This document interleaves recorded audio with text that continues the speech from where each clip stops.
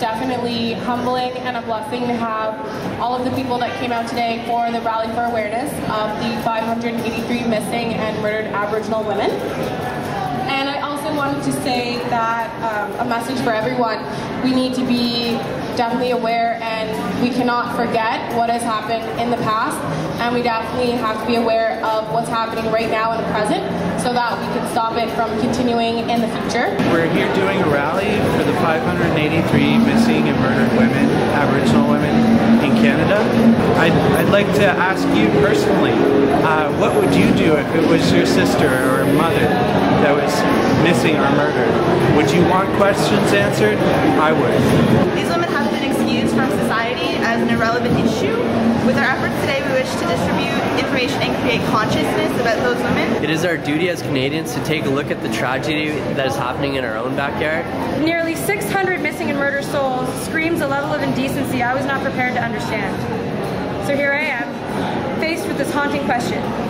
How have I made it 23 years, and how had I made it 23 years on this earth without ever knowing the truth? Stephen Harper suggests that in our home and native land that these are not problems that need to be funded or considered, but in all reality, people are still going missing and we need to do something about it.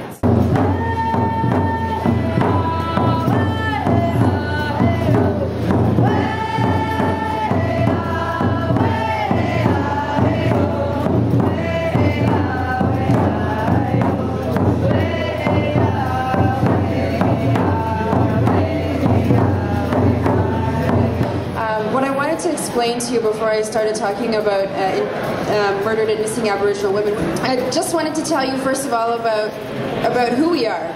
I'm Métis. I'm a Métis woman originally from Lac La Biche, Alberta. At the age of 15, I left my community. By left, I mean ran away. I ran to the city of Edmonton. And just like a lot of our Indigenous women, I found myself without a home. I found myself living in Edmonton at a women's shelter. I don't usually dwell on the fact that that was the homeless shelter, part of my life. I talk about it because I bring it into comparison to what's happening today in the over 500 missing and murdered Aboriginal women, in that at any time in that period in my life, I could have gone in a different direction. My name is Kristen Gilchrist. I'm a PhD student in the Department of Sociology here at Carleton. And for about the past 5 years, I've been engaged as a non-Aboriginal ally in the movement for justice for missing and murdered women. So my talk is entitled, "Sometimes when Native women go missing, I hear they leave it alone." And this statement was spoken by Ferris Morizot in 3 days after the murder of her 27-year-old sister Kelly Morizot and her unborn son in December 2006. Her murder is unsolved and she leaves behind 3 children. So this title, "Sometimes when Native women go missing, I hear they leave it alone," is a very important point or starting point of discussion that I would like to have with you today. And I think this discussion is about the lack of government, criminal justice, media, and public responses to this epidemic of missing and murdered Aboriginal women that I would like to share with you. Data gathered by the grassroots Aboriginal women's group Walk for Justice indicates that there have been 3,000 missing and murdered women, with an estimated 80% or 2,400 involving Aboriginal women and girls. The Native Women's Association of Canada, their Sisters in Spirit initiative, has gathered data on more than 600 confirmed cases. Sadly, the majority of women have been found to be murdered, The majority were mothers, 80% actually. And the majority of cases have occurred since the year 2000. Just under half of the cases remains unsolved, and comparative in the rest of the population, the clearance rate or the solving rate for homicide is 84%. My name is Bridget Tolley. I'm a member of the Kitigan-Zibi Anishinaabe Reserve, which is about an hour and a half north of Ottawa. My mother, Gladys Tolley, was killed by the Quebec police in 2001.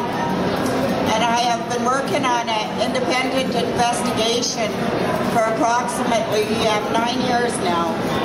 My mother, Gladys Tolley, was fatally struck on Highway 105 by a police car driven by two Sûreté de Quebec police officers on October 5th, 2001. Since that fateful night, I feel like I have been living in a bad dream, one I cannot wake up from. On the night of my mother's death, the SQ did not call the band police, which had jurisdiction over reserve justice matters. Instead, it was the brother of the police that killed my mother was in charge of the investigation. I'm beginning with a discussion of the failures of law enforcement to adequately respond to cases of missing and murdered Aboriginal women and girls. Starting with the mysterious unsolved disappearances of 16-year-old Maisie Ojic and her friend 17-year-old Shannon Alexander in September 2008 in Maniwaki, Quebec. Despite the fact that the young girls disappeared together, in the first months following their disappearance, their cases were handled separately by the Kitigan-Zibi police, where as Maisie lived on reserve, and the Sûreté de Quebec police, as Shannon lived off reserve in Maniwaki.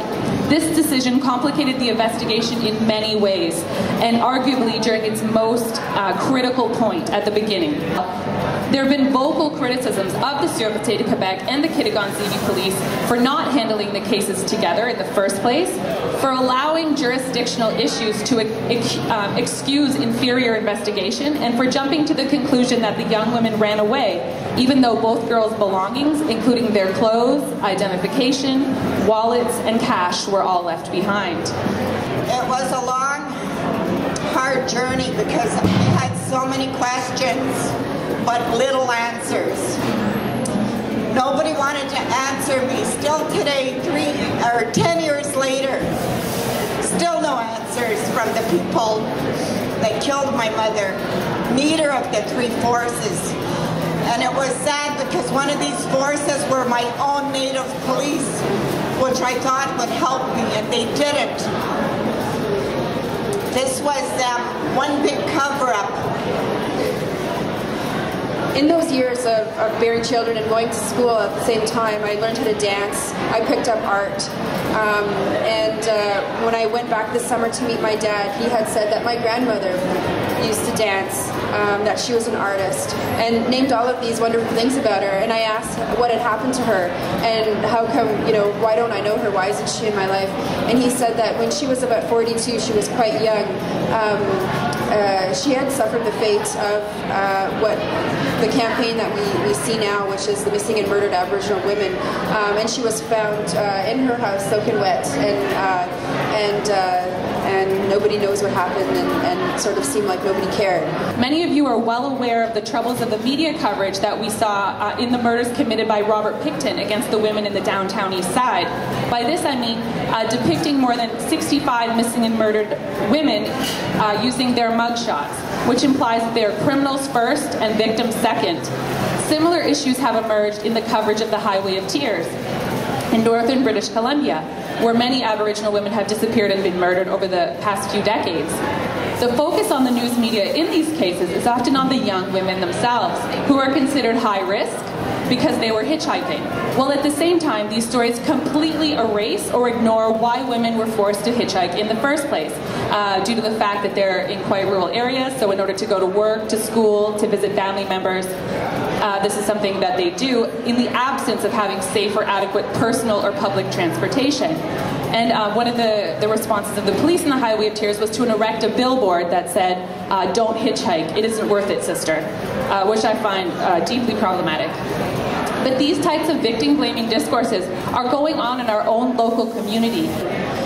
And one thing that I would be remiss if I didn't say this, I would feel that we'd be missing a balanced part of the story. I was speaking to a woman who actually works at the RCMP at sort of the top administrative levels, and she said, you know, there's actually a lot more missing and murdered Aboriginal men than there are Aboriginal women. And that struck me as something even more scary in a way.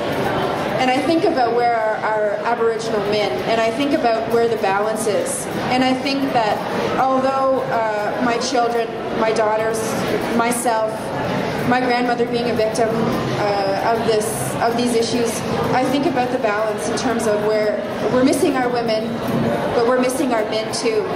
And I just wanted to leave you with that thought, because one of the most important things that we can have in our life is that sense of balance.